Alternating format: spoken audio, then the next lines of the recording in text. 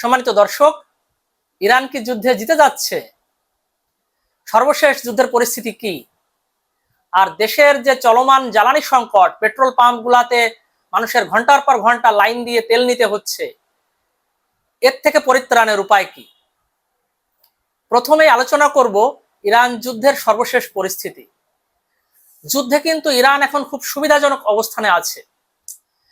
এই জাস্ট 1-2 দিন আগে সৌদি আরবের একটা বড় মার্কিন ঘাঁটিতে ইরান হামলা করেছে এবং সেখানে ব্যাপক ক্ষয়ক্ষতি হয়েছে।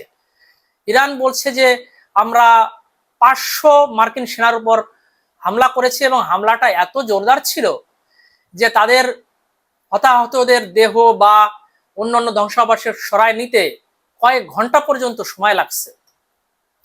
এখন যুদ্ধের অবস্থা কিভাবে ইরানের অনুকূলে এভাবে চলে আসলো, সেই বিষয়টা নিয়ে একটু আলোচনা করব। আসলে ইরানের যে মিসাইল সক্ষমতা এবং ড্রোন সক্ষমতা, এটি হিউজ, মিডল ইস্টে সবচেয়ে বেশি, এবং আপনি বলতে পারেন ড্রোন সক্ষমতা ওয়ার্ল্ডের ওয়ান অফ দ্য বেস্ট। কারণ ইরানের যে শাহেদ ড্রোন, এটা তারা প্রত্যেক মাসে হাজার হাজার তৈরি করতে পারে। একই শাহেদ ড্রোন রাশিয়া তৈরি করছে, রাশিয়া নিজেদের কারখানায়। সেখানে রাশিয়া প্রায় সপ্তাহে 500 ড্রোন তৈরি করছে।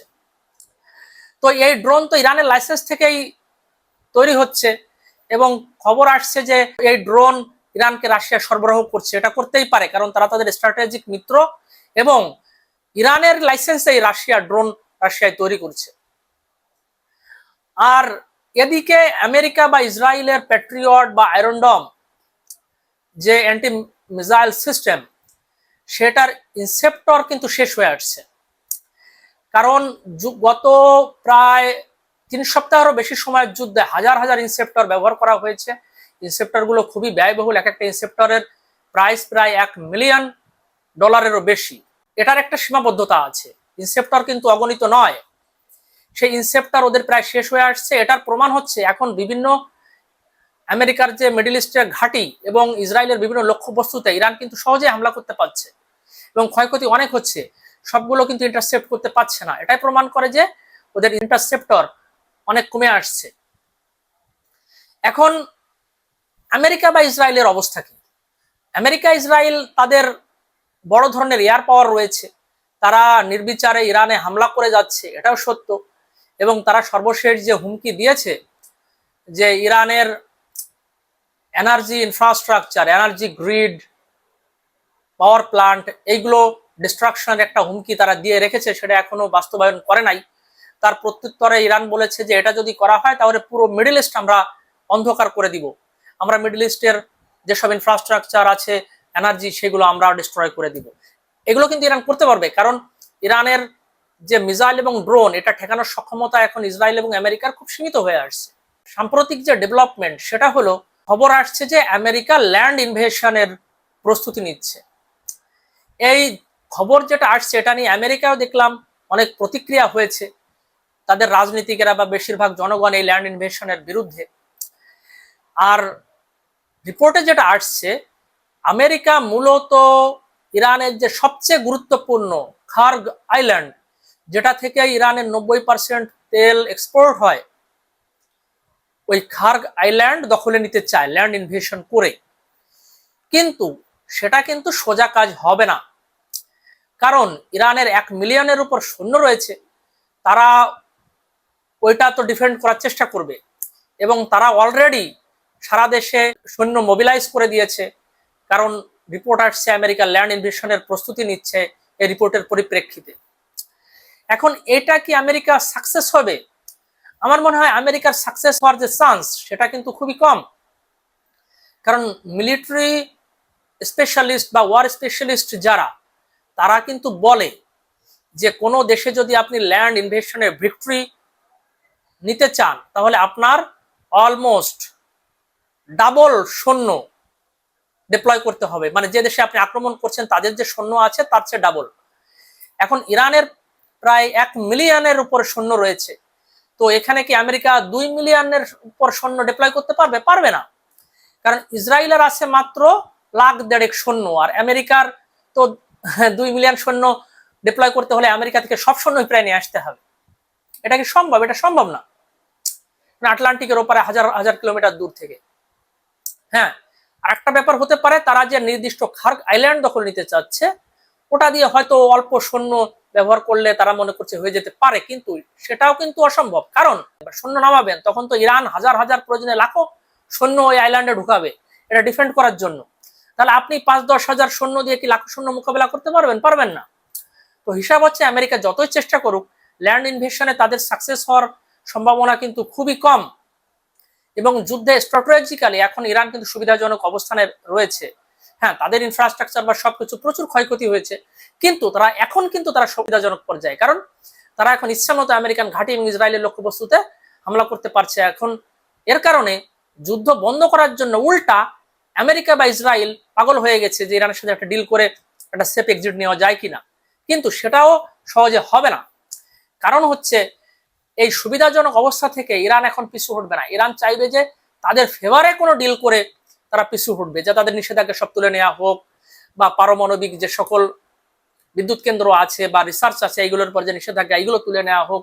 এসব চুক্তি শর্ত তারা দিতে পারে, যে শর্তগুলো আমেরিকা হয়তো মানবে না। সেক্ষেত্রে আসলে যুদ্ধ আপাতত বন্ধ হওয়ার তেমন একটা সম্ভাবনা আমি দেখছি না। এই যুদ্ধ আপাতত সম্ভবত এভাবে কন্টিনিউ করবে, এবং এর ফলশ্রুতিতে আমাদের দেশে একটা ব্যাপক এনার্জি ক্রাইসিস অলরেডি তৈরি হয়েছে। পেট্রোল পাম্প গুলাতে লম্বা লাইন, মানুষের সারা রাত জেগেও তেল নিতে হচ্ছে। আবার এর ভিতর একটা ভিডিও ভাইরাল হয়েছে, সেটা হলো যে একটা পেট্রোল পাম্পে মানুষ রাত্রে ঘুমিয়ে পর্যন্ত ছিল, যে তেল পায় নাই ঘুমিয়েছিল যে সকালে আমরা তেল নেব। এদিকে কিন্তু সরকার বলছে যে আমাদের কিন্তু তেলের কোনো ক্রাইসিস নাই, সিন্ডিকেট বা মজুদদার যারা আছে তাদের জন্য এটা হচ্ছে। এখন এটা থেকে পরিত্রাণের কি উপায়? এটা থেকে পরিত্রাণের জন্য সরকার কিন্তু কয়েকটা জিনিস যদি কঠোরভাবে বাস্তবায়ন করতে পারে, তাহলেই কিন্তু এটা থেকে পরিত্রাণ পাওয়া সম্ভব। সেটা হলো যে সকল পেট্রোল পাম্প মালিক আছে বা মজুদদার আছে তাদের বিরুদ্ধে কঠোর অভিযানে যেতে হবে। যারা পেট্রোল পাম্প বন্ধ করে বসে আছে, বলছে যে আমাদের তেল নাই, এদের ভিতর কিন্তু অনেকেই আছে যারা মজুদ করে রেখেছে, যাতে সামনে দাম বাড়বে তখন ছাড়বো, মজুদ করে রেখে পেট্রোল পাম্প বন্ধ করে দিয়ে বসে আছে। তাদের বাড়ি যেয়ে ধরতে হবে, বাড়ি যেয়ে ধরে তাদের জিজ্ঞাসাবাদ করতে হবে যে তারা পেট্রোল কোথাও মজুদ করছে কিনা। তাদের যে সকল মজুদ করার জায়গা আছে সেগুলো সার্চ করতে হবে, যদি মজুদ করে তাদের কড়া অঙ্কের জরিমানা করতে হবে। এইভাবে দেশের যত পেট্রোল পাম্প মালিক আছে প্রত্যেককেই ওয়াচে রাখতে হবে, প্রত্যেকেই নজরদারিতে রাখতে হবে, তাদের প্রত্যেকের সাথে কথা বলতে হবে, যাতে কোনোভাবেই তারা মজুদ করার সুযোগ না পায়। আর আমাদের যারা ভোক্তা, আমরা যারা তেল কিনি, আমাদেরও কিন্তু বড় রকমের দায়িত্ব আছে। আমাদের এইভাবে প্যানিকড হলে চলবে না। সরকার যদি বলে যে আমাদের তেল আছে, তাহলে কিন্তু সেটা মেনে আমাদের এইভাবে যে হুমড়ি খেয়ে পেট্রোল পাম্পে পড়া যাবে না। সংকটের আরেকটা কারণ হচ্ছে যে আমরা সবাই পেট্রোল পাম্পে হুমড়ি খেয়ে পড়ছি। অনেকে নাকি দিনে 3-4 বার যাইও তেল আনছে এবং সেই তেল মজুত করছে। এটা যদি করেন ভাই, তাহলে তো কাজ হবে না। কারণ একটা পেট্রোল পাম্পের মালিক দেখলাম বলছে যে আগে দিনে আমার 1000 লিটার তেল বিক্রি করতে কষ্ট হয়ে যেত, সেখানে এখন 10,000 লিটার তেল আনলেও সেই তেল থাকছে না।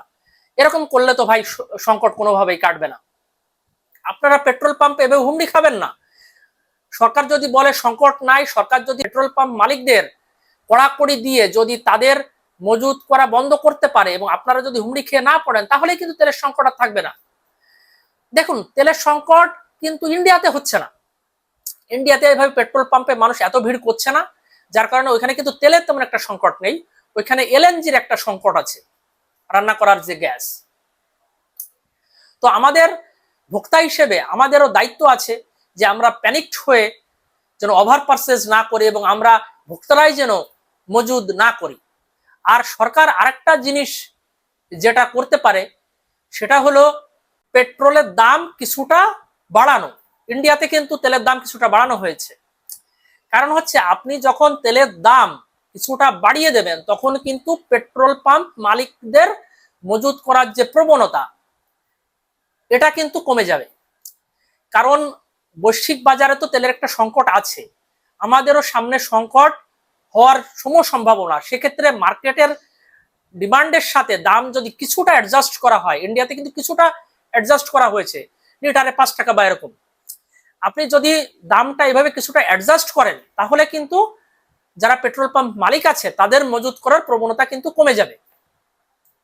এভাবে আমরা একটা সমাধানে পৌঁছাইতে পারি। তো দর্শক, আজকে আলোচনা এ পর্যন্তই।